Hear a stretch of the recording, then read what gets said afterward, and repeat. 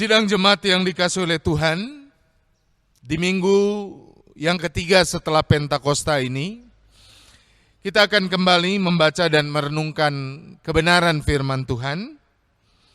Pada kebaktian ini kita akan merenungkan kesaksian firman Tuhan di dalam Injil Tuhan kita Yesus Kristus menurut Matius, pasalnya yang ke-10, ayatnya yang ke-37, sampai ayat yang ke-42.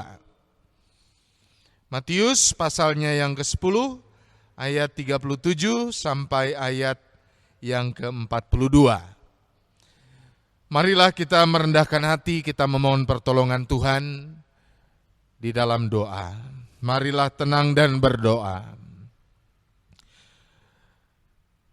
Bapa kami yang di sorga, kami bersyukur ya Tuhan, untuk hari-hari kehidupan yang Kau beri, yang boleh kami jalani dengan topangan-Mu, di mana kami boleh menjalani juga tugas pengutusan kami yang sangat terhormat sebagai mitra-mitra-Mu di tengah dunia ini, menghadirkan keadilan, kebenaran, dan kebaikan cinta kasih Tuhan. Hari ini kami bersyukur kami boleh berjumpa kembali, beribadah sekalipun masih di rumah kami masing-masing, untuk kami kembali mendengarkan lawatan kebenaran firman-Mu. Kuasai kami dengan kuasa Roh Kudus-Mu, sehingga kami boleh mengerti maksud Tuhan, dan kami boleh diberi kekuatan untuk menjadi pelaku firman dalam kehidupan. Terpuji nama-Mu ya Tuhan, di dalam nama Tuhan Yesus kami berdoa. Amin. Begini bunyi kesaksian firman Tuhan. Matius pasal 10 ayat 37 sampai 42. Barang siapa mengasihi bapa atau ibunya lebih daripadaku, ia tidak layak bagiku. Dan barang siapa mengasihi anaknya laki-laki atau perempuan lebih daripadaku, ia tidak layak bagiku. Barang siapa tidak memikul salibnya dan mengikut aku, ia tidak layak bagiku. Barang siapa mempertahankan nyawanya, ia akan kehilangan nyawanya, dan barang siapa kehilangan nyawanya karena aku, ia akan memperolehnya.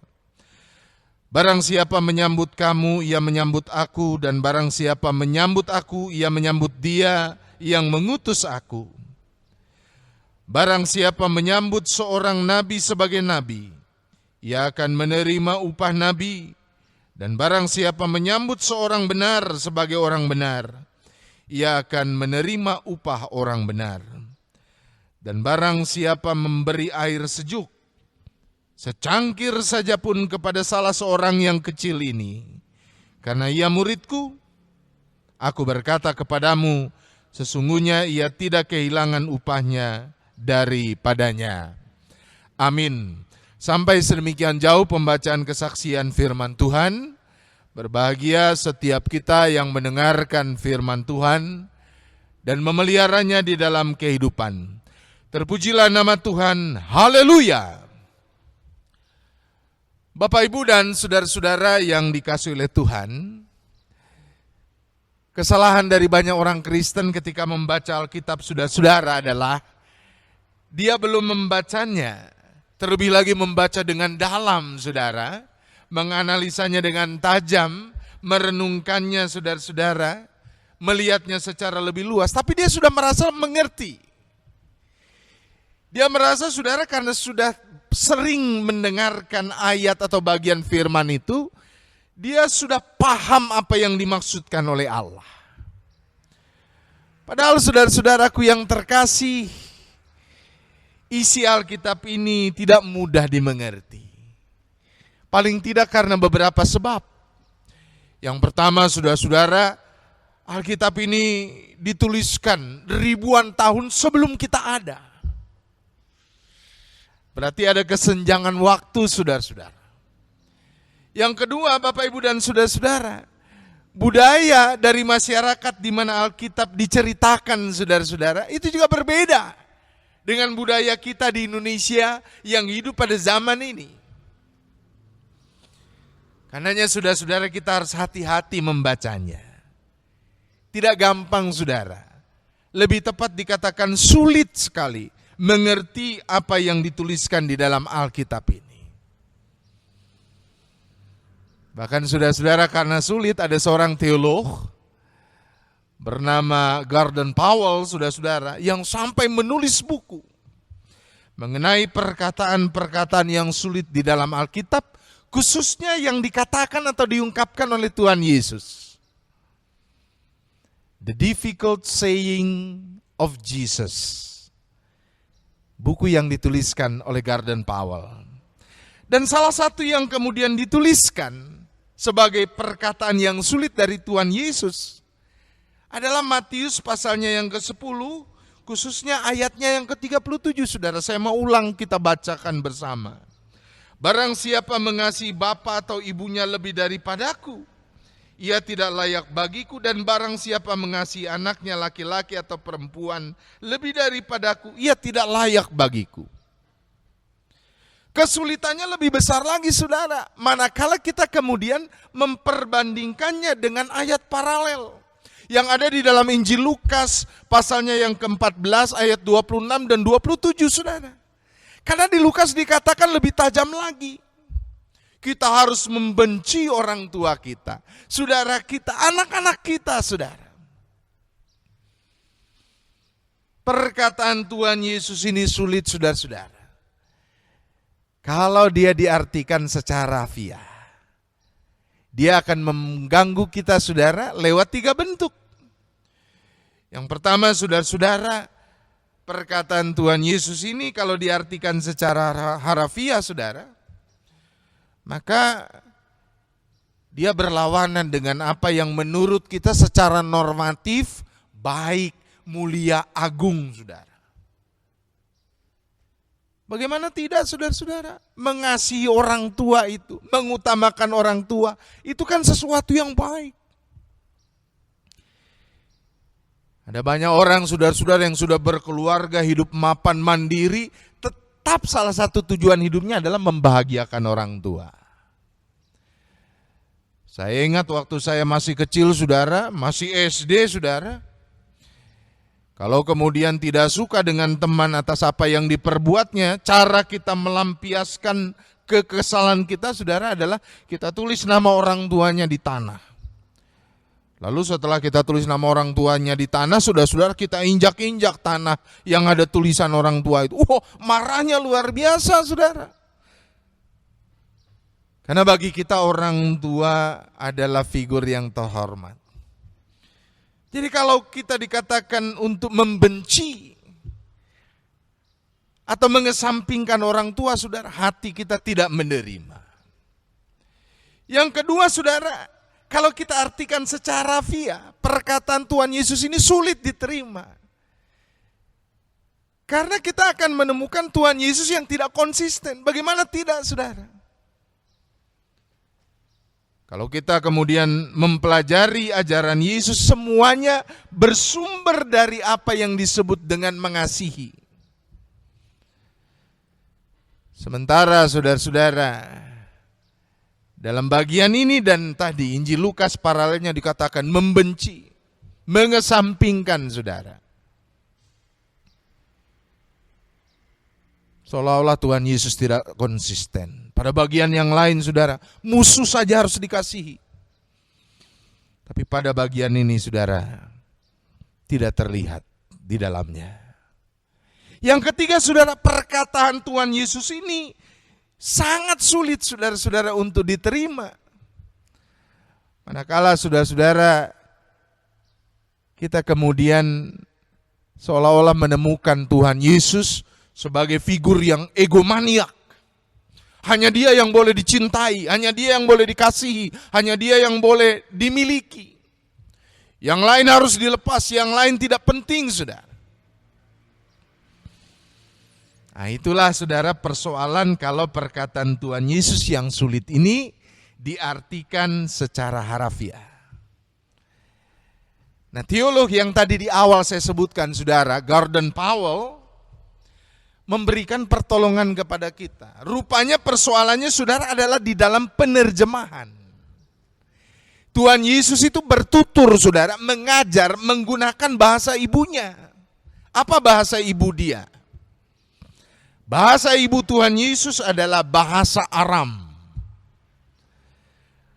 Matius, saudara-saudara, dan hampir seluruh perjanjian baru menuliskannya dalam bahasa Yunani. Kita membacanya sekarang dalam bahasa Indonesia.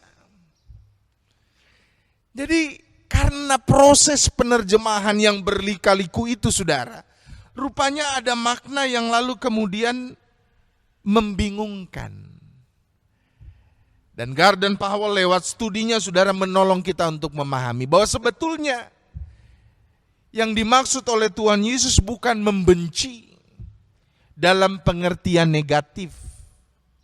Bukan menomorduakan, saudara, dalam pengertian yang buruk. Melalui pengajaran ini, saudara-saudara, Tuhan Yesus menuntun kita, mengajar kita sebagai murid-muridnya untuk memahami prioritas di dalam kehidupan selaku murid-muridnya. Dengan pengajarannya ini, saudara, Tuhan Yesus menolong kita untuk memahami apa yang primer, apa yang sekunder, apa yang utama, saudara-saudara, dan apa yang berikutnya bisa diperhatikan sesudah yang utama. Dan yang utama itu, saudara-saudara, tidak lain tidak bukan adalah kerajaan Allah. Bagaimana, saudara, dalam kehidupan ini Allah betul-betul menjadi raja. Kehendaknya, perintahnya betul-betul menjadi sesuatu yang mengikat kehidupan kita. Dan itulah yang pertama-tama dan yang paling utama harus ada dalam kehidupan kita. Barulah, saudara-saudara, hal-hal lain di tengah-tengah kehidupan dunia ini. Orang tua, pekerjaan, berkat, saudara, kesehatan, berbagai dimensi dalam kehidupan ini mengikutinya. Dan saudara-saudara, itu memang benar.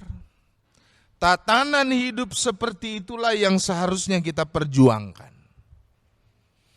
Allah dan kehendaknya, perintah dan tuntunannya menjadi yang utama,